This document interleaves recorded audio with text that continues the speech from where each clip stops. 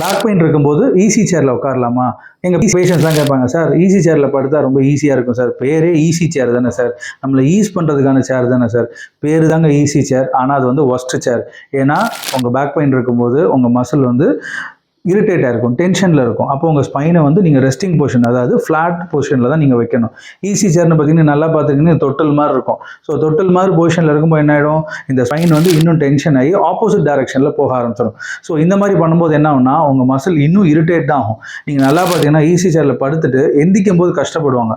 அந்த ரிக்ளைனர்ஸ் அந்த ஈஸி சேர்லலாம் பார்த்தீங்கன்னா படுக்கும்போது ஈஸியாக போயிடுவாங்க, ஆனால் எந்திக்கிறதுக்குள்ளே ரொம்ப கஷ்டப்படுவாங்க. ஏன்னா ஹிப் ஜாயிண்ட் வந்து உள்ளே போய் லாக் ஆகிடும். ஸோ முடிஞ்ச வரைக்கும் பேக் பெயின் இருக்கும்போது ஈஸி சேர்ஸை யூஸ் பண்ணாதீங்க. ஃப்ளாட்டான பெட்டில் படுங்க, ஃப்ளாட்டான சர்ஃபேஸஸில் படுங்க. அது வந்து உங்களுக்கு பெனிஃபிட் கொடுக்கும். ஃப்ளாட் சர்ஃபேஸ் தான் டார்கெட்டே தவிர ஈஸி சேரோ இல்லை தொட்டில் மாதிரி இருக்கிற பொசிஷனில் நம்ம படுக்கக்கூடாதுங்க.